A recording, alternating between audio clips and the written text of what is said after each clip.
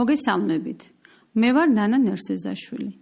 დღეს ლელიანის სათემო რადიო მისი ხმა აგრძელებს ფინანსური განათლების შესახებ გადაცემებს და ვაგრძელებთ სესხის გაცემის და აღების პროცესის შესახებ ჩვენი მსმენელების ინფორმირების ხარისხის გაზრდას.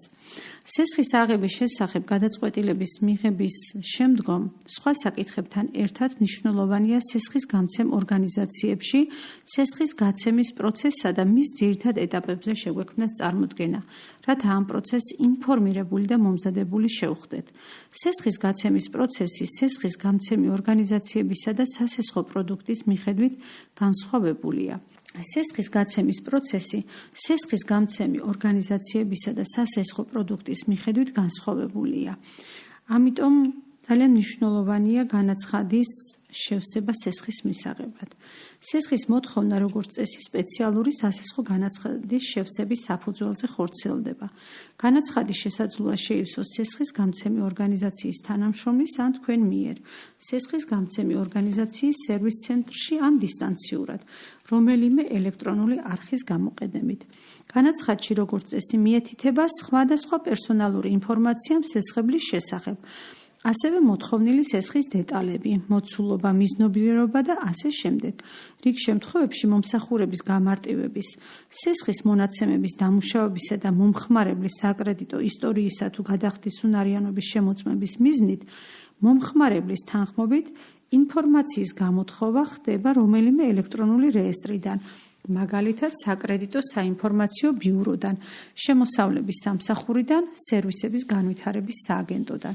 თუ სესხის ასახება თქვენი შემოსავალი არასაკმარისია, შეგიძლიათ თანხა თანამსესხებელთან ერთად აიღოთ. ის თქვენთან ერთად იღებს სესხის დაფარვის ვალდებულებას. თანამსესხებლად ძირითადად მეუღლე ან ოჯახის სხვა წევრი განიხილება, რომელთანაც ფინანსურად ხართ დაკავშირებული. კერძოდ, ერთ სახლში ცხოვრობთ, ერთად უძღვებით საოჯახო მეურნეობას და სხვას. შემდგომ ხდება სესხებლის გადახდის უნარიანობის შეფასება. საკრედიტო განაცხადში მითითებული ინფორმაციისა და ზოგჯერ დამატებით წარმოდგენილი დოკუმენტაციის საფუძველზე სესხის გამცემი ორგანიზაციები სესხის გაცემამდე მომხმარებლის გადახდის უნარიანობას აფასებენ, რომელსაც შემდეგ სესხის გაცემის შესახებ გადაწყვეტილება ეფუძნება. მონაცემების შეფასება ხდება როგორც შიდა საკრედიტო პოლიტიკით, ისე საკანონმდებლო მოთხოვნების გათვალისწინებით. გასათვალისწინებელია, რომ სესხის გაცემის აღნიშნული ეტაპი ორგანიზაციაში მოქმედ საკრედიტო პოლიტიკაზეა დამოკიდებული. მაგალითად, სწრაფი სესხის თუ განვადების გაცემისას გადაწყვეტილების მიღებას რიგ შემთხვევაში შესაძლოა მხოლოდ რამდენიმე წუთი, ზოგჯერ კი რამდენიმე დღე დასჭირდეს. გადაწყვეტილებისთვის საჭირო დროის ხანგრძლივობა ხშირად მოთხოვნილი თანხის მოცულობაზე, სესხის ტიპსა და მონაცემების შესწავლის თავისებურებებზეც არის დამოკიდებული. მაგალითად, თუ საჭიროა დამატებითი დოკუმენტის წარდგენა, რომლითაც განაცხადში მითითებულ ინფორმაციას დაადასტურებთ, გადაწყვეტილების მიღების პროცესის ხანგრძლივობა თქვენ მიერ ამ დოკუმენტის წარდგენის დროზეც იქნება დამოკიდებული. სესხის გაცემის შესახებ გადაწყვეტილების მიღების ვადები რიგ შემთხვევაში გარე პროცესებსაც უკავშირდება. მაგალითად, თუ ბინის შესაძენად იპოთეკური სესხის აღება გსურთ, პროცედურა ფინანსური მონაცემების ანალიზთან ერთად შესაძენი თუ უზრუნველყოფაში ჩასადები ქონების შესახებ ინფორმაციის შესწავლასაც მოიცავს. რამდენადაც გასაცემი სესხის თანხა უზრუნველყოფაში წარმოდგენილი ქონების ღირებულებაზეცაა დამოკიდებული. რა დოკუმენტაცია მოითხოვება გადახდის უნარიანობის შეფასებისას? განაცხადის დამუშავების პროცესში სესხის გამცემა ორგანიზაციამ შესაძლოა თქვენი ან არსებობისას თქვენი თანამსესხებლისა თუ თავდების შემოსავლების თუ უზრუნველყოფაში წარმოსადგენი ქონების შესახებ დამატებითი დოკუმენტაცია მოგთხოვოს. სესხის გაცემის პროცესში კრედიტორი ინდივიდუალურად განსაზღვრავს წარმოსადგენი დოკუმენტაციის ნუსხას. აღნიშნული დამოკიდებულია როგორც საკრედიტო ორგანიზაციის შიდა პოლიტიკაზე, ისე სესხის სპეციფიკაზეც. ნებისმიერი ინფორმაცია და დოკუმენტაცია, რასაც სესხის გამცემ ორგანიზაციაში წარადგენთ, საბოლოო ჯამში თქვენი გადახდის უნარიანობის შესწავლასა და სასურველი საკრედიტო პროდუქტის დამტკიცებას ემსახურება. კერძოდ, ერთი მხრივ შეისწავლება მსესხებლის საკრედიტო ისტორია, მისი სხვა ფინანსური ვალდებულებების თანაფარდობა არსებულ შემოსავალთან და მეორეს მხრივ გაითვალისწინება შემოსავლის მიღების პერიოდულობა და სხვა თავისებურებანი, რათა შეთავაზებულ იქნას ისეთი მახასიათებლის მქონე პროდუქტი, სესხი, რომლის დაფარვაც მსესხებელს განსაკუთრებულ სირთულეებს არ შეუქმნის. საბოლოო ჯამში მონაცემების შესწავლა და ანალიზი კრედიტორს სესხის დაბრუნების რისკების შეფასებაში ეხმარება. კრედიტორის უპირველესი ინტერესია თავიდან აირიდოს სამომავლო სირთულეები და არ გასცეს სესხი, რომლის დაუბრუნებლობის ალბათობაც მისთვის მისაღებ ზღვარს აღემატება. იმ შემთხვევაში, თუ ორგანიზაციას კონკრეტულ მსესხებელთან უკვე ჰქონდა ურთიერთობის გამოცდილება და გარკვეული ნდობაც არსებობს, სესხის გაცემის ეს ეტაპი, როგორც წესი, უფრო მარტივად და მცირე ვადებში მიმდინარეობს. რა არის სესხის უზრუნველყოფა? რაც მნიშვნელოვანია მაღალი სესხის შემთხვევაში. სესხის გამცემი ორგანიზაციის მიერ ფინანსური მონაცემების ანალიზის შემდეგ, ხოლო გარკვეულ შემთხვევებში განაცხადის მიღებისთანავე წყდება სესხის უზრუნველყოფის საკითხი. სესხის უზრუნველყოფის სახით შეიძლება მოთხოვნილ იქნას უძრავი ან მოძრავი ქონება, ფიზიკური პირის ან ორგანიზაციის თავდებობა, უზრუნველყოფის წარმოდგენის საჭიროებას და უზრუნველყოფის სახელ სესხის გამცემი ორგანიზაცია სასესხო პროდუქტისა და შიდა პოლიტიკის შესაბამისად განსაზღვრავს. მაგალითად, იპოთეკური სესხის შემთხვევაში, როგორც წესი, სესხის უძრავი ქონებით უზრუნველყოფა მოითხოვება. სხვა ტიპის სესხების შემთხვევაში გადაწყვეტილებები სესხის რისკებიდან ან მომხამარებლისთვის შეთავაზებული პროდუქტის თავისებურებებიდან გამომდინარე მიიღება. სესხის გასაცემად უზრუნველყოფა ყოველთვის არ მოითხოვება, თუმცა როგორც წესი, უზრუნველყოფილი სესხები არაუზრუნველყოფილ სესხებთან შედარებით უფრო იაფია. ამიტომ, თუ გამსესხებელი ორივე ალტერნატივას გთავაზობთ, მნიშვნელოვანია გასაწევი ხარჯების ერთმანეთთან შედარება. ამ მიზნით შეგიძლიათ სხვადასხვა შემოთავაზების ეფექტური საპროცენტო განაკვეთები შეადაროთ. რა უნდა გაითვალისწინოთ უზრუნველყოფილი სესხის აღებამდე? თუ უზრუნველყოფად უძრავი ან მოძრავი ქონების წარდგენა მოითხოვება, საჭიროა გაითვალისწინოთ, რომ ვალდებულების შეუსრულებლობის შემთხვევაში დავალიანება შესაძლოა ქონების რეალიზაციით მიღებული თანხით დაიფაროს. ამასთან ამ ტიპის უზრუნველყოფის წარმოდგენა დამატებით ხარჯებთანაა დაკავშირებული. მაგალითად, იპოთეკის რეგისტრაცია იუსტიციის სამინისტროს საჯარო რეესტრის ეროვნული სააგენტოს მიერ, ხოლო ავტომობილის გირავნობის რეგისტრაცია შინაგან საქმეთა სამინისტროს მომსახურების სააგენტოს მიერ ხორციელდება. როგორც რეგისტრაციის, ისე სესხის დაფარვის შემდეგ, რეგისტრაციის მოხსნის საფასურის ოდენობას ზემო აღნიშნული ორგანიზაციები ადგენენ, ხოლო ამ ხარჯებს როგორც წესი უშუალოდ მსესხებელი გასწევს. რეგისტრაციის საფასურის ოდენება მათ შორის რეგისტრაციის ვადებზეც არის დამოკიდებული.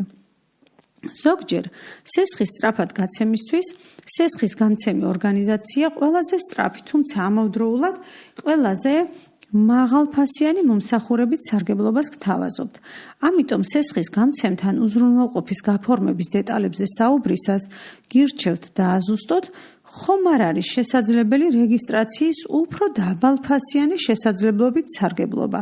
თუ სესხის გაცემის ერთ-ერთ წინაპირობად კრედიტორი თავდების წარდგენას გთხოვთ, უნდა გაითვალისწინოთ, რომ თავდები პირი თავდებობის ხელშეკრულებაზე ხელმოწერით სესხის დაფარვის სრულ პასუხისგებლობას იღებს. იმ შემთხვევაში, თუ თქვენ ვეღარ დაფარავთ სესხს, გარდა ამისა, შესაბამისი ინფორმაცია საკრედიტო ბიუროშიც აღერიცხება და როცა თავდები თავად მოითხოვს სესხს, თქვენზე აღებული ვალდებულება მისი ფინანსური მონაცემების ანალიზისას.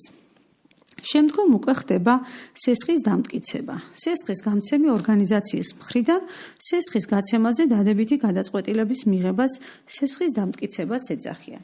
როგორც წესი, აღნიშნული გადაწყვეტილების შესახებ კრედიტორის წარმომადგენელი დაგიკავშირდებათ. შემოთავაზებულ პირობებს და არსებობის შემთხვევაში სხვადასხვა ალტერნატივებსაც გაგაცნობთ და მოგცემთ გარკვეულ დროს, რომლის განმავლობაშიც შეძლებთ ისარგებლოთ ამ შემოთავაზებებით. შემოთავაზების მოქმედების ვადა ზოგჯერ ძალიან მოსახერხებელი შეიძლება იყოს. მაგალითად, თუ თქვენ ბინის შეძენას აპირებთ, თუმცა ჯერ დაფინანსებაზე კრედიტორის შემოთავაზების მიღება გსურთ, რათა შესაბამისი ღირებულების ბინის სასურველი ვარიანტი მოიძიოთ. შეგიძლიათ გააკეთოთ განაცხადი, დაელოდოთ კრედიტორის შემოთავაზებას და ამ შემოთავაზების მოქმედების პერიოდში მოძებნოთ შესაბამისი ფასის მქონე და თქვენთვის მისაღები ბინის ვარიანტი. სესხის დამტკიცების შემდგომ ხდება სესხის ხელშეკრულების პირობებზე შეთანხმება. მოითხოვეთ და წინასწარ გაეცანით ხელშეკრულებას. თქვენ ამის უფლება გააქვთ. მას შემდეგ, რაც სესხის გაცემაზე კრედიტორი დადებით გადაწყვეტილებას მიიღებს და შესაბამის შემოთავაზებას წარმოგიდგენთ, პირობების გაცნობისა და ურთიერთშეთანხმების პროცესი იწყება. გაითვალისწინეთ, რომ თქვენ უფლება გააქვთ თქვენთვის საინტერესო ყველა საკითხი, რაც ბუნდოვანია, ან უფრო მეტ განმარტებას საჭიროებს, სესხის გამცემი ორგანიზაციის წარმომადგენელთან დააზუსტოთ. ასევე სიტყვიერად და ხელშეკრულობაში წერილობით გაწერილი საკითხები ერთმანეთს შეადაროთ. ამასთან შეგიძლიათ ხელშეკრულების ხელმოსაწერი ვარიანტი მოითხოვოთ და მას გულდასმით. იქვე ფილიალში ან სახლში გაეცნოთ. რათა ნებისმიერი სახის მოულოდნელობა გამორიცხოთ. სესხთან დაკავშირებული მნიშვნელოვანი ინფორმაცია და ყველა ფინანსური ხარჯი მოცემული უნდა იყოს ხელშეკრულების თავსართში, თუმცა ასევე მნიშვნელოვანია ხელშეკრულების ყველა გვერდს სრულად გაეცნოთ. ამავე დროს აუცილებლად უნდა გაეცნოთ სესხის დაფარვის გრაფიკს. არის თუ არა ის თქვენი შემოსავლების მიღების სქემაზე მორგებული. დააზუსტეთ გრაფიკი ყველა ხარჯს, ითვალისწინებს თუ მასში მხოლოდ სესხის შენატანებია მოცემული და სხვა ხარჯების, მაგალითად დაზღვევის, ანგარიშის მომსახურებისა და სხვა დამატებითი შენატანების გაკეთება დამატებით მოგიწევთ. ზოგიერთ საკრედიტო პროდუქტს, მაგალითად საკრედიტო ბარათს, ხელშეკრულების გრაფიკი არ ახლავს, რადგან დასაფარი თანხის მოცულობა მომხმარებლის ქცევაზეა დამოკიდებული, მათ შორის ლიმიტიდან ათვისებული თანხის მოცულობასა თუ თანხის ათვისების არხებზე. ამ შემთხვევაში ხელშეკრულებაში დეტალურად უნდა იყოს მოცემული ათვისებული თანხიდან დასაფარი თანხის მოცულობის და ანგარიშების პრინციპი. ასევე დასაფარი თანხის ოდენობაზე ინფორმაციის მიღების თქვენთვის ხელმისაწვდომი არხები, მაგალითად, მოკლე ტესტური შეტყობინება, ინტერნეტ ბანკი და ასე შემდეგ. ხელშეკრულების დეტალურად გაცნობის შემდგომ პასუხისგებლობა ენიჭება არა მხოლოდ მსესხებელს, არამედ სესხთან დაკავშირებულ სხვა პირებსაც, თავდებს, თანამსესხებელს თუ უზრუნველყოფაში ჩასადები ქონების მესაკუთრეს.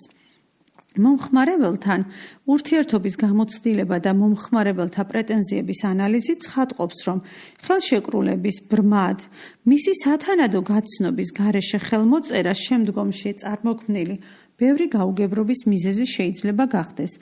ამიტომ, მიუხედავად სესხის გამცემი ორგანიზაციის ვალდებულებისა, დეტალურად გაგაცნოთ შეთავაზებული სესხის პირობები, მომხმარებლის მიერ ხელშეკრულების ხელმოწერამდე მისი კარგად გაცნობის პასუხისგებლობა ასევე მნიშვნელოვანია. სესხის გაცემა. სესხის პირობებზე შეთანხმებისა და შესაბამისი დოკუმენტაციის გაფორმების შემდეგ, სესხის გამცემი ორგანიზაცია სესხის თანხას უმეტესწილად თქვენს მიმდინარე ანგარიშზე ჩარიცხავს. აღნიშნული თანხის ათვისება სხვადასხვა არხით არის შესაძლებელი. მაგალითად, სალაროში, საბანკო ბარათით განახდება ან სხვა ანგარიშზე გადარიცხვა. რიგ შემთხვევებში ანგარიშზე ჩარიცხული თანხა სესხის მიზნობრიობის შესასრულებლად შეიძლება მიემართოს. მაგალითად, განვადების შემთხვევაში განვადებით შესაძენი ნივთის გამყიდველს გადაერეცხოს პირდაპირ. ამით დღევანდელი ჩვენი ფინანსური განათლების თემა, რომელიც სესხის მიღებას და მართვას შეეხებოდა დასასრულს მიუახლოვდა. შეგახსენებთ, რომ პროექტი მისი ხმა, რომლის ფარგლებშიც საქართველოს რეგიონებში შექმნილია 12 სათემო რადიო, ემსახურება ქალთა გაძლიერებას და მათ ჩართულობას თემის განვითარებაში, ეკონომიკურ საქმიანობაში, პოლიტიკაში და კულტურულ ცხოვრებაში. პროექტი დაფინანსებულია გერმანიის საგარეო საქმეთა სამინისტროს მიერ. მას ახორციელებს DIU International საქართველო გერმანულ სათემო რადიო Z-თან ერთად. მადლობა, რომ დღეს ჩვენთან ერთად იყავით. სასიამოვნო დღეს გისურვებთ. ნახვამდის.